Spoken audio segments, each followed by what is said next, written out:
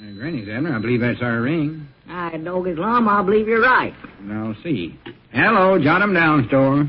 This is Lum and Abner.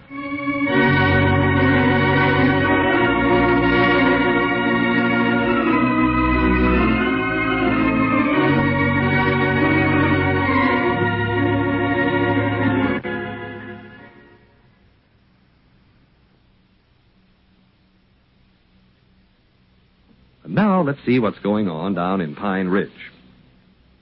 Well, Lum is finding life quite complicated these days, what with his partner Abner being quarantined in the Johnson farmhouse with measles, and a school survey being conducted which might possibly cause a change in school teachers, which would, of course, be quite a blow to Lum.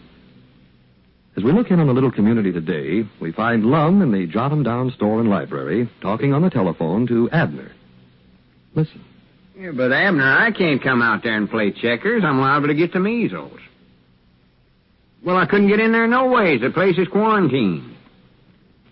Well, anyway, I'm busy. I've got to go over to the schoolhouse and take care of some business. Yeah. Yeah, howdy. Well, I'll call you tonight, Abner. Be with you in a minute, Grandpap. That's all right. Go right ahead, Lum. How's that, Abner? Yeah, that was Grandpappy Spears. No, he can't come out there neither, so just forget it. Well, sure, I want you to get well, but playing checkers won't help you none. Well, I'll phone you up later. Yeah, goodbye. How's Abner's measles coming along, Lum? Well, he must be getting better because he wants somebody to come out there and play checkers with him. Jiminy, I wished I could have a game with him. I ain't set my hand to a checkerboard since he left. Listen, Grandpap, I called you over here to ask if you'd watch the store while I go over to the schoolhouse for a while. See, there's a fellow from the county superintendent's office was in town last week and talked to Cedric and thought all the scholars was like him, so he made a report, and now they want to make us get a different school teacher. By Jiminy, we can't let that happen, can we? Poor Abner. Quarantined in with nobody to play checkers with. Grandpap, are you listening to me or ain't you? Well, sure I am. Why don't Abner play with Miss Johnson's Uncle Earl? He ain't speaking to Abner no more. That superintendent feller's back in town today, and I've got to see to it that he makes a better survey of the scholars this time. So I have to go over there. Do you understand? Poor Abner.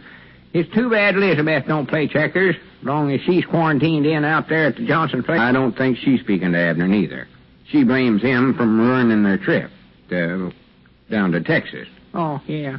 Oh, wait a minute. There's Papa. Papa running things here. Well, now, wait, Lum. I don't know if I want that spavined-legged Pinus helping me or not. He always wants to read something to me. If there's anything I can't stand, that's it. Oh, he won't read nothing to you, I don't think. Oh, no, just look out. He's toting that scrapbook of his, one about the Peabody family. Well, you don't have to listen to him. And he can help you with the chores here. Yes. How's everybody today? Oh, just fine. How are you, Finest? Just in time to help Grandpap watch the store for a few minutes. Yes, that's good. I just happened to run across my scrapbook of the Peabody family today, Lum, and found a couple articles in here you might be interested in. Yeah, well, I ain't got time to hear them right now. There's one in here about Abner's cousin Leroy. Well, that's fine. Well, I'm late. Here's one of them articles I was telling you about, Lum. Run across it in my old scrapbook. Well, I ain't got time to listen to that as quick as I can. Wait a minute, Lum. This first article is about Abner's cousin Leroy. Yeah, well, I'll talk to you later. Yeah, hurry back, Lum. I got other junk I ought to be doing. It's about Abner's... you know Abner's cousin Leroy, don't you? No, I don't believe I ever knowed him. I just run across an interesting article about him in my scrapbook here. You'd be interested, Milford. Poor Abner. Nobody to play checkers with. What'd you say, Milford? I was talking about Abner. Oh. Poor little feller's out there quarantined in at the Johnson place, and he ain't got a single pigeon-toed soul to play checkers. Well, sir, this cousin Leroy of Abner is the only member of the Peabody family that ever got married by telephone. Poor old Abner. I feel so sorrowful for him, I can't hardly stand it. Yes, sir, he got married, but the only trouble was that he got the wrong number. Yes, sir, and when he seen the woman he married by mistake, he liked her looks better than the one he was aiming on marrying, so he never canceled it. Wait a minute, did you say he got married by telephone? Yes, sir, and he got the wrong number, but when he... Jiminy, I believe you give me ID, finest. Let me get on that phone. Well, now, wait a minute. Milford, you're already married. What? I ain't even on getting married. I'm going to play checkers. Checkers? Yes, sir. If folks can get married by telephone, they ought to be able to play checkers that way, too. Get out the checkerboard for me, would you, finest? Well, I ain't much of a checker player, Milford. Well, I ain't aiming playing with you. I'm going to play with Abner. Huh? You see, I figured... Wait a minute. Hello? Who is this, Miss Johnson? I'd love to talk with Abner Peabody, please, Mom. Yes, Mom. Hurry up, finest. Get the checkers out there.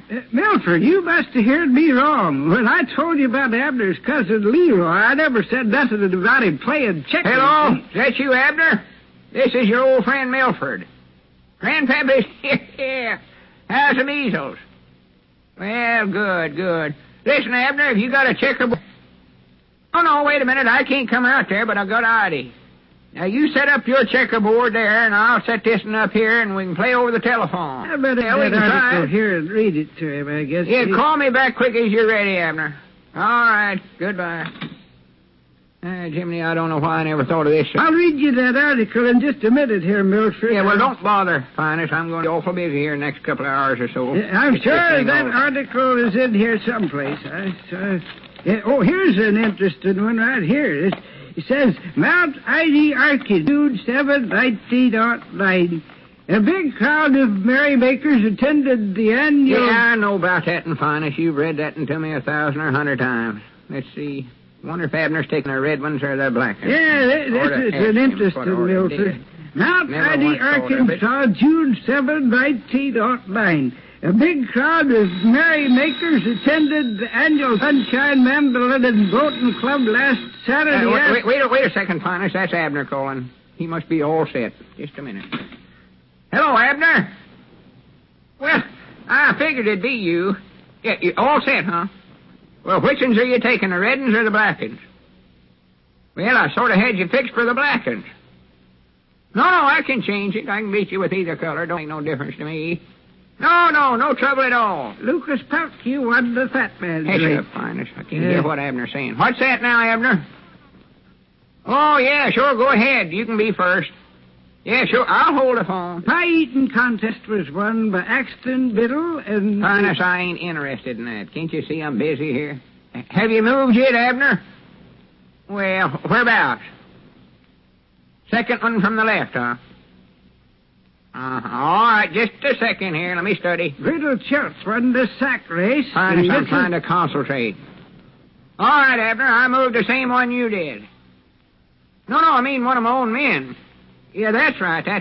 Go ahead. And Mr. Shorty took the first prize in the married women's over 40 kangaroo race. How's that again? I said Mr. Shorty took... I don't mean you, Finest. I mean Abner. Where'd you say you... Oh, yeah, all right. That's fine. Let's see, move right there. And I'm just going to jump that man of yours. Well, why can't I? Well, that's your fault. You moved right into my trap. Why, you done it. You said you... Huh?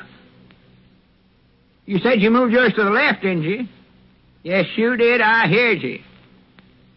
Well, now, listen, if you're just going to sit out there and cheat, I don't care whether you got the measles or not. Keep out of this, Finest. Now, listen here, Abner Peabody. Who said that? Charlie Redfield. Oh, you've been listening in on the party line, huh, Charlie? Well, what way did Abner say to move his man?